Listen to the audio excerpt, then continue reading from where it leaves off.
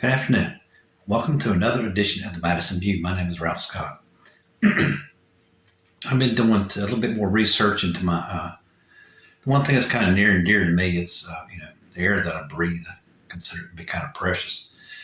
And I've been doing a little bit of research on how different views are and all this stuff, and I found a Christian point of view. I won't say the person's name because I didn't. Well, first of all, I didn't really pay that much attention to his name because I was more worried about what he was saying. He took out the Bible and was saying that there's no reference to the greenhouse effect in the Bible. Okay, but he did point out that that there is things in the Bible that says you shouldn't do anything to excess. Okay, and then he said, well, CO2 is part of the natural environment that God created, so therefore CO2 is not dangerous. Which is true, and he just contradicted himself, and he didn't even realize it. I didn't even think about this until he said this. Is it basically? I mean, I'm not a scientist. I don't know what the carbon. The Earth has its own scrub, own cleaning system. The air. The trees pull in carbon. They let water back out through the leaves, which extracts carbon from the atmosphere as well. There's all kinds of little cycles. The water goes to the ground and the carbon gets in the ground. There's all kinds of ways that carbon dioxide and carbon is taken out of our air. But here's the thing. From the way I understand it, from the way I have read it, that once carbon dioxide gets above 450 parts per million in the atmosphere, our air becomes unbreathable. It doesn't matter if the whole world, which you could still bear the temperature, it would be kind of hard to bear the temperature. But if you can't breathe, then what good is it? And that's the way I'm understanding it. Unless I see something wrong or anything, unless I misunderstood the whole entire my research and everything. But I just don't think I do, because they would know about carbon monoxide poison and all that kind of stuff. How many parts per million to where you get poisoned from air. And I would assume that's carbon monoxide and carbon dioxide from fires. They would know that already. So that would be, kind of like a translation from there to there, unless I misunderstood, my thinking. I don't understand exactly how they come up with that number, but that's where I would almost have to say it would be from fires. They understand when people survive at certain levels, in the atmosphere. That's the reason why firemen wear masks, because they know what levels, and from mining industry and stuff like that. That's the reason why they wear masks, because they know how much oxygen and carbon dioxide and whatever, other atmospheric chemical there is or element there is, but when you need to breathe oxygen instead of just breathing the air. So it's just kind of, I would say that that's been learned over a period of time. That's a good hard scientific fact. That's not a debatable issue. And I can see where some people get that focused on where, carbon dioxide is good God created. Trust me, I can see that. But then you've got to remember what it says in there. You can't do anything to excess. And we pumped a lot of carbon dioxide in the atmosphere and have taken the Earth past the point where it cannot scrub the carbon dioxide out of the atmosphere to keep it fit for us. And that's the most important creature on this planet. I don't know about you, it's me. It is. It may not be for you, but it is for me. I'm the most important creature on the planet. But anyway, I can understand it and see that just calling it greenhouse effect. I even researched that a little bit. How does greenhouses do? Because that was basically one of his arguments. Well, this should make the Earth greener if we have a greenhouse effect, right? No, not necessarily. It's just like anything else. A greenhouse basically magnifies the sunlight and raises the heat in a room in temperatures that are sub 70 degrees. That's what a greenhouse does. It helps you grow vegetables and plants in sub 70 degree weather. And you can still use a greenhouse all the way up to 100 degrees, but you got to make sure you ventilate it very well after that. And after 100 degrees Fahrenheit, a greenhouse is basically useless. It would kill your plants, because it magnifies the sunlight too much. The temperature on the window, and it creates too much. Basically everything just dies because it gets too hot. And that's where everyone needs to think about it for just a minute. You need to think about it like this right here.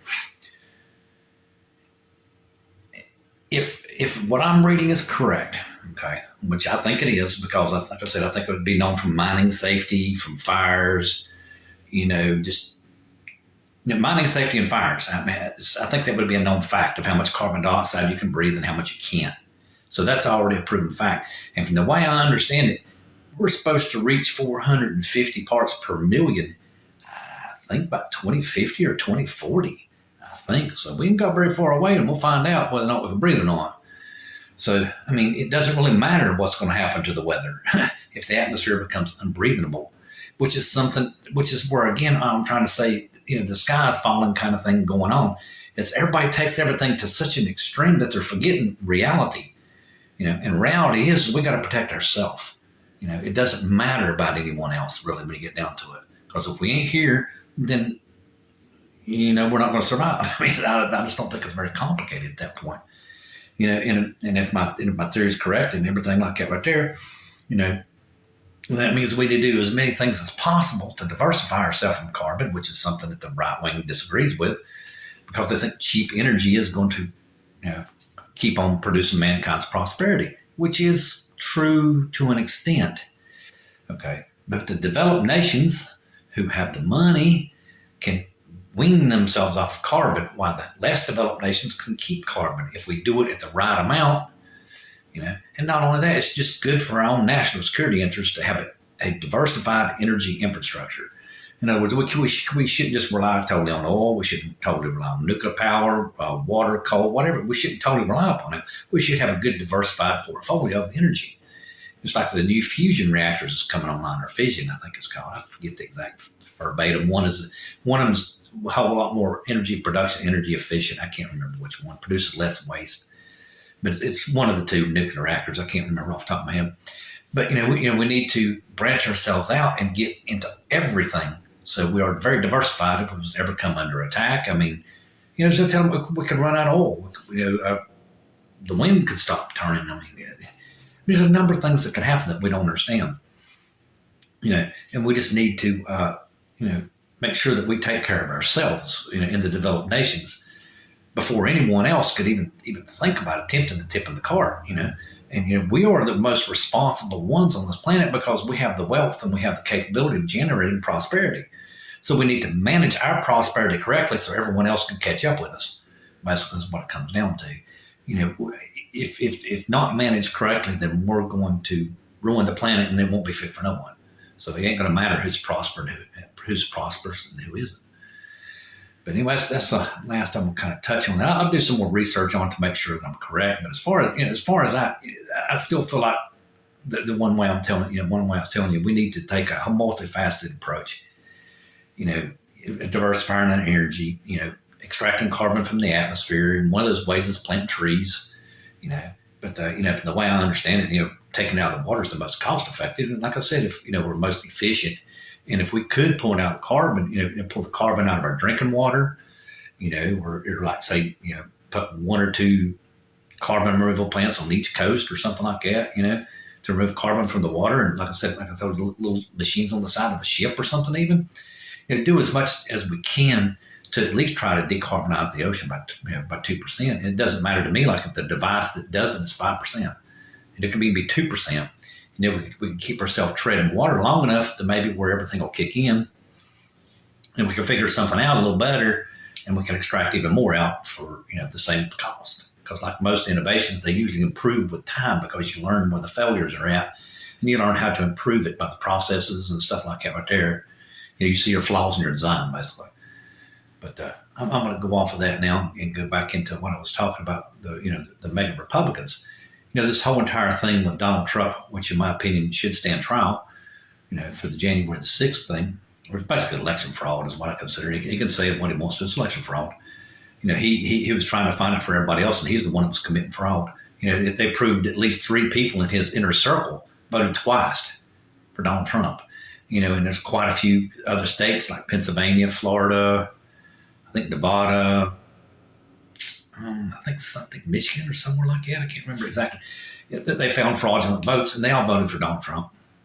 The extra votes they did, one guy voted for his mom's vote, for Donald Trump, and his, of course. It's kind of really no, I won't really call it ironic as much as I would call it uh, just a man desperate to hold on to power. I still think that basically what it comes down to is he made a deal with the right-wing Christians. He was going to try to create a theocracy. And from what I can gather, I mean, I don't know, I've never read the indictment. They say one of his lawyers in there who was under W. Bush, which makes sense to me because I thought W. Bush is a little bit too, I don't know how you'd put it. I don't know. He considered himself a compassionate conservative, but I'm sorry. I'm sorry. It's just kind of like the one church that said over the weekend that Hawaii was going to end on Sunday and they were going to fly over there and protest. Just very coldish, just very coldish behavior. But the one lawyer basically wanted him to, put him in charge of the Department of Justice is the way I understand it. And he was going to declare martial law because there is somewhere in the Constitution or somewhere in some kind of law that where the president can put down an uprising. So he was going to call in troops, and if everybody didn't like him not leaving office, he was going to start shooting people.